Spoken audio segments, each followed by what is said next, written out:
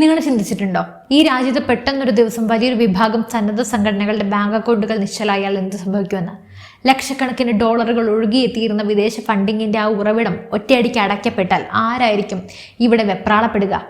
അതെ, ഇന്ത്യയുടെ ദേശീയ സുരക്ഷയെയും അന്താരാഷ്ട്ര ബന്ധങ്ങളെയും ഒരേപോലെ പിടിച്ചുലയ്ക്കാൻ പോകുന്ന കടുത്ത ഒരു നീക്കം അണിയറയിൽ നടന്നു കഴിഞ്ഞു. 2026 ജൂൺ 23 കേന്ദ്ര ആഭ്യന്തര മന്ത്രാലയം പുറത്തിറക്കിയ ആ ഒരു വിജ്ഞാപനം വെറും ഒരു ഭരണപരമായ മാറ്റമല്ല. അത് ഇന്ത്യയിൽ പ്രവർത്തിക്കുന്ന പല വമ്പൻ സന്നദ്ധ സംഘടനകളുടെയും മതസംഘടനകളുടെയും അടിവേരിളക്കുന്ന ഒരു സർജിക്കൽ സ്ട്രൈക്കാണ്. വിദേശത്തു നിന്നും വരുന്ന പണത്തിന്റെ ഓരോ പൈസയും എവിടെ പോകുന്നു എന്ന് കണ്ടെത്താൻ രാജ്യമൊരുക്കിയ ഒരു ചാരവലയം അതാണ്. ആരെയാണ് ഈ പുതിയ നിയമം ശരിക്കും ലക്ഷ്യം വെക്കുന്നത്? ഈ വീഡിയോ പൂർണ്ണമായും കാണുക, കാരണം ഇതിൽ ഒളിഞ്ഞിരിക്കുന്നത് വരും നാളുകളിൽ ഇന്ത്യയിൽ നടക്കാൻ പോകുന്ന വലിയ ചില വെളിപ്പെടുത്തലുകളുടെ സൂചനകളാണ്. നമ്മൾ പലപ്പോഴും വാർത്തകളിൽ കേൾക്കാറുള്ള ഒന്നാണ് FCRA അഥവാ ഫോറിൻ കോൺട്രിബ്യൂഷൻ റെഗുലേഷൻ ആക്ട്.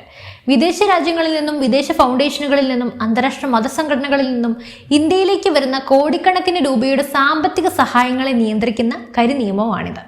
ഇന്ത്യയിൽ ഒരു സന്നദ്ധ സംഘടനയ്ക്കോ വിദ്യാഭ്യാസ സ്ഥാപനത്തിനോ സാമൂഹിക സേവന സംഘടനയ്ക്കോ വിദേശത്ത് നിന്നും പണം കൈപ്പറ്റണമെങ്കിൽ ഈ FCRA രജിസ്ട്രേഷൻ നിർബന്ധമാണ്. എന്നാൽ കഴിഞ്ഞ ഏതാനും വർഷങ്ങളായി ഇന്ത്യയിൽ നടക്കുന്ന ചില അസ്വസ്ഥതകൾക്ക് പിന്നിൽ ഈ വിദേശ പണത്തിന്റെ സ്വാധീനം ഉണ്ടെന്ന് രഹസ്യാന്വേഷണ ഏജൻസികൾ തുടർച്ചയായി മുന്നറിയിപ്പ് നൽകുന്നുണ്ടായിരുന്നു. രാജ്യത്തിന്റെ പല ഭാഗങ്ങളിലും നടക്കുന്ന ആസൂത്രിതമായ മതപരിവർത്തനങ്ങൾ, വിദേശ ശക്തികളുടെ താല്പര്യങ്ങൾക്കനുസരിച്ച് ഇവിടെ സൃഷ്ടിക്കപ്പെടുന്ന കലാപശ്രമങ്ങൾ, ഇന്ത്യയുടെ പ്രതിച്ഛായ ലോകത്തിന് മുന്നിൽ മോശമാക്കാൻ നടക്കുന്ന അന്താരാഷ്ട്ര PR വർക്കുകൾ, ഇതിനെല്ലാം പിന്നിൽ പ്രവർത്തിക്കുന്നത് ആരാണ്? ഈ ചോദ്യത്തിനുള്ള കൃത്യമായ മറുപടിയാണ് 2026 ജൂൺ 23 കേന്ദ്ര ആഭ്യന്തര മന്ത്രാലയം കൊണ്ടുവന്ന പുതിയ ഭേദഗതികൾ. ഈ നിയമം ഒരു രാഷ്ട്രീയ പാർട്ടിയെയോ പ്രത്യേക മതത്തെയോ വ്യക്തികളെയോ ലക്ഷ്യം വെക്കുന്നില്ല എന്ന് സർക്കാർ പറയുമ്പോഴും ഇതിന്റെ ആഴം പരിശോധിച്ചാൽ ഇതിന് പിന്നിൽ ലക്ഷ്യം വളരെ വ്യക്തമാണ്. രാജ്യസുരക്ഷ, സുതാര്യത, കടുത്ത ഉത്തരവാദിത്തം. ഈ പുതിയ ഭേദഗതിയിലെ ഏറ്റവും മാരകമായ അല്ലെങ്കിൽ ഏറ്റവും കൂടുതൽ ചർച്ച ചെയ്യപ്പെടുന്ന മാറ്റം എന്താണെന്നറിയോ? അത് മതപരമായ പ്രവർത്തനങ്ങൾക്ക് സർക്കാർ നൽകിയിട്ടുള്ള പുതിയ നിർവചനമാണ്. മുൻകാലങ്ങളിൽ മതപഠനം, മതവിദ്യാഭ്യാസം, വിശ്വാസ സംരക്ഷണം, തദ്ദേശീയമായ സംസ്കാരങ്ങളുടെ സംരക്ഷണം എന്നിവയ്ക്കായി വിദേശ ഫണ്ട് ഉപയോഗിക്കാൻ നിയമം അനുവദിച്ചിരുന്നു. പുതിയ നിയമത്തിലും ഈ വിഭാഗങ്ങൾ അനുവദനീയമായി തന്നെ തുടരുന്നുണ്ട്. എന്നാൽ അതിനോടൊപ്പം കേന്ദ്ര സർക്കാർ വളരെ കൃത്യമായ 2 വാക്കുകൾ കൂടി കൂട്ടിച്ചേർത്തു. അതായത് വിദേശ ഫണ്ടുകൾ ഉപയോഗിച്ചുള്ള യാതൊരുവിധ മതപരിവർത്തന പ്രചാരണങ്ങളോ പ്രലോഭനങ്ങളോ മതപരിവർത്തനം ലക്ഷ്യമിട്ടുള്ള മറ്റ് സാമൂഹിക പ്രവർത്തനങ്ങളോ ഇനി മുതൽ ഇന്ത്യയിൽ അനുവദിക്കില്ല. ചാരിറ്റിയുടെയും സാമൂഹിക സേവനത്തിന്റെയും പേരിൽ വിദേശത്തു നിന്നും പണം വാങ്ങി ഇവിടെയുള്ള പാവപ്പെട്ട ജനങ്ങളെ സ്വാധീനിച്ച് മതപരിവർത്തനം നടത്തുന്ന ആ വലിയ ശൃംഖലയുടെ നടുവൊടിക്കുന്ന തീരുമാനമാണിത്. മതപരമായ സേവനവും മതപരിവർത്തനവും തമ്മിൽ വ്യക്തമായ ഒരു ലക്ഷ്മണ രേഖ വരയ്ക്കുകയാണ് ഇതിലൂടെ സർക്കാർ ചെയ്തിരിക്കുന്നത്. ഏതെല്ലാം തരത്തിലുള്ള പ്രവർത്തനങ്ങളാണ് മതപരിവർത്തനത്തിന്റെ പരിധിയിൽ വരിക എന്ന് വരും ദിവസങ്ങളിൽ കൂടുതൽ വ്യക്തമാക്കപ്പെടുമെങ്കിലും വിദേശ പണം വാങ്ങി ഇവിടെ മതപരമായ അസന്തുലിതാവസ്ഥ സൃഷ്ടിക്കാൻ ശ്രമിക്കുന്നവർക്ക് ഇതൊരു വലിയ തിരിച്ചടിയാണ് എന്ന കാര്യത്തിൽ തർക്കമില്ല. നിങ്ങൾ എപ്പോഴെങ്കിലും ചിന്തിച്ചിട്ടുണ്ടോ, ഇന്ത്യയിലെ ചില സാധാരണ NGOകൾക്ക് വിദേശത്തു നിന്നും കോടിക്കണക്കിന് രൂപ പെട്ടെന്ന് എങ്ങനെ വരുന്നുവെന്ന്? ഇത്രയും കാലം ഇതിന് പിന്നിൽ വലിയൊരു കള്ളക്കളി നടന്നിരുന്നു. പല വിദേശ രാജ്യങ്ങളിലും നിഗൂഢ സംഘടനകൾ നേരിട്ട് ഇന്ത്യയിലേക്ക് പണം അയക്കാറില്ല. പകരം അവർ ചില ഇടനില സംഘടനകളുടെയോ ജീവകാരുണ്യ ഫൗണ്ടേഷനുകളുടെയോ പേരിൽ പണം കൈമാറുകയാണ് ചെയ്യുന്നത്. ഇന്ത്യയിലെ ബാങ്ക് അക്കൗണ്ടുകളിൽ ഈ പണം എത്തുമ്പോൾ വെറും ഒരു സാധാരണ ഫൗണ്ടേഷന്റെ പേര് മാത്രമായിരിക്കും കാണിക്കുക. യഥാർത്ഥത്തിൽ ആ പണം നൽകിയത് ആരാണെന്ന് കണ്ടെത്തുക അസാധ്യമായിരുന്നു. എന്നാൽ ഇനി അത് നടക്കില്ല. 2026 ജൂൺ ഭേദഗതി പ്രകാരം അൾട്ടിമേറ്റ് ഡോണർ ഡിസ്ക്ലോഷർ നിർബന്ധമാക്കിയിരിക്കുകയാണ്. അതായത് ആ പണം നൽകിയ യഥാർത്ഥ അന്തിമദാതാവ് ആരാണ്, അയാളുടെ പശ്ചാത്തലം എന്താണ്, ആ പണത്തിന്റെ യഥാർത്ഥ ഉറവിടം എവിടെയാണ് എന്നതിന്റെ കൃത്യമായ ഐഡന്റിറ്റി വ്യക്തമായിരിക്കണം. ഇടനിലക്കാരുടെ മുഖംമൂടി അണിഞ്ഞ് യഥാർത്ഥ ഫണ്ടറെ ഒളിപ്പിച്ചു വെക്കുന്ന പഴയ തന്ത്രം ഇനി ഇന്ത്യയിൽ ചെലവാകില്ല.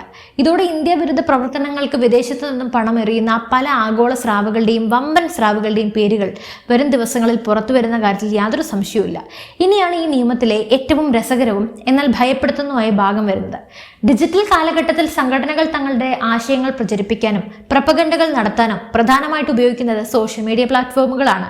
ഫേസ്ബുക്ക്, എക്സ്, യൂട്യൂബ്, ഇൻസ്റ്റഗ്രാം തുടങ്ങി അതിലൂടെ രാജ്യത്തിനെതിരെ തെറ്റായ നെറേറ്റീവുകൾ നിർമ്മിക്കാൻ വിദേശ ഫണ്ടുകൾ വ്യാപകമായി ഉപയോഗപ്പെടുന്നു എന്ന് കണ്ടെത്തിയതിനെ തുടർന്ന് ഈ മേഖലയെയും FCRA പരിധിയിൽ കൊണ്ടുവന്നിരിക്കുകയാണ്. ഇനി മുതൽ വിദേശ ഫണ്ട് വാങ്ങുന്ന സംഘടനകൾ തങ്ങളുടെ ഔദ്യോഗിക സോഷ്യൽ മീഡിയ പേജുകൾ, ഹാൻഡിലുകൾ, ID-കൾ എന്നിവയെല്ലാം സർക്കാരിന് മുന്നിൽ കൃത്യമായി ഡിക്ലെയർ ചെയ്യണം. അവർ പ്രഖ്യാപിച്ച ലക്ഷ്യങ്ങളും അവർ സോഷ്യൽ മീഡിയയിലൂടെ നടത്തുന്ന ഡിജിറ്റൽ പ്രചാരണങ്ങളും അതൊക്കെ തമ്മിൽ എന്തെങ്കിലും പൊരുത്തക്കേടുകൾ ഉണ്ടോ എന്ന് പരിശോധിക്കാൻ പ്രത്യേക നിരീക്ഷണ സംവിധാനമാണ് ഒരുക്കിയിരിക്കുന്നത്. ഓർമ്മയില്ലേ, കോവിഡ് കാലത്ത് ഇന്ത്യ ലോകത്തിലെ ഏറ്റവും വലിയ ശവപ്പറമ്പാകുമെന്ന് പ്രവചിച്ച വിദേശ മാധ്യമങ്ങളുടെ കവർ പേജ് വാർത്തകൾ. അത്തരം വാർത്തകൾക്ക് ആവശ്യമായ ഡാറ്റകളും ചിത്രങ്ങളും ഇവിടെ ഇരുന്ന് നിർമ്മിച്ച് നൽകിയ ആഭ്യന്തര ശക്തികൾ ആരൊക്കെയാണ്? വിദേശ രാജ്യങ്ങളിലിരുന്ന് ഇന്ത്യയിലെ ജനാധിപത്യ പ്രക്രിയകളെയും തെരഞ്ഞെടുപ്പുകളെയും അട്ടിമറിക്കാൻ സോഷ്യൽ മീഡിയയിലൂടെ ടൂൾ കിറ്റുകൾ നിർമ്മിച്ചവർ ആരാണ്? ഇനി മുതൽ അവരെ കൃത്യമായി പിടികൂടാൻ ഈ ഒരൊറ്റ ഭേദഗതിയിലൂടെ കേന്ദ്ര ഏജൻസികൾക്ക് സാധിക്കും. രാജ്യത്തിനെതിരെ ഡിജിറ്റൽ യുദ്ധം നയിക്കുന്നവർക്ക് അവർക്ക് മുകളിലേക്ക് വീഴുന്ന വലിയൊരു പ്രഹരമാണിത്. ഇന്ത്യയിൽ രജിസ്റ്റർ ചെയ്യപ്പെട്ടിട്ടുള്ള ലക്ഷക്കണക്കിന് NGO-കളിൽ ഭൂരിഭാഗവും വെറും കടലാസ സംഘടനകളാണ്, അഥവാ ഷെൽ NGO-കളാണ്. ഫണ്ട് കൈപ്പറ്റാൻ വേണ്ടി മാത്രം രൂപീകരിക്കുകയും എന്നാൽ കൃത്യമായ കണക്കുകളോ ഫീൽഡ് വർക്കുകളോ ഇല്ലാതെ വായുവിൽ പ്രവർത്തിക്കുകയും ചെയ്യുന്നവ. പുതിയ ഭേദഗതി ഇത്തരം വ്യാജ സംഘടനകൾക്കുള്ള മരണമണി കൂടിയാണ്. ഇനി മുതൽ കേന്ദ്ര ഏജൻസികൾക്ക് വിപുലമായ ഫീൽഡ് വെരിഫിക്കേഷൻ അധികാരം നൽകിയിട്ടുണ്ട്.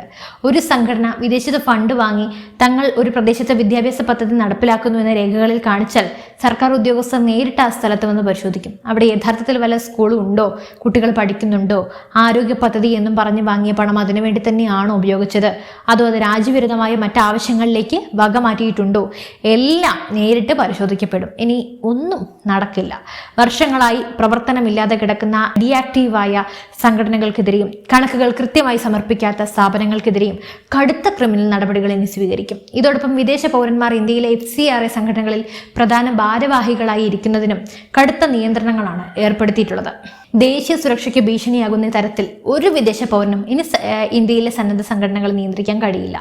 ഏതൊരു വലിയ നിയമമാറ്റത്തെയും പോലെ ഈ 2026 ജൂൺ ഭേദഗതിക്കും രണ്ട് വശങ്ങളുണ്ട്. ഈ നിയമത്തെ അനുകൂലിക്കുന്നവർ പറയുന്നത് ഇത് രാജ്യത്തിന്റെ പരമാധികാരവും സുരക്ഷയും കാത്തുസൂക്ഷിക്കാൻ അനിവാര്യമായ ഒന്നാണെന്നാണ്. വിദേശ പണത്തിന്റെ ഒഴുക്കിൽ സുതാര്യത വരുന്നതോടെ കള്ളപ്പണം വെളുപ്പിക്കൽ, ഭീകരവാദ ഫണ്ടിങ്, നിർബന്ധിത മതപരിവർത്തനങ്ങൾ എന്നിവ വലിയൊരു പരിധിവരെ തടയാൻ സാധിക്കും. എന്നാൽ ഇതിനെതിരെ കടുത്ത വിമർശനവുമായി വരുന്ന ചില മനുഷ്യാവകാശ സംഘടനകളും പ്രതിപക്ഷ കക്ഷികളും എല്ലാം രംഗത്തെത്തിയിട്ടുണ്ട്. സ്വാഭാവികമായിട്ടും അവരുടെ വാദം ഈ നിയമം NGO മേഖലയ്ക്ക് മേലുള്ള സർക്കാരിന്റെ കടുത്ത നിയന്ത്രണമാണെന്നാണ്.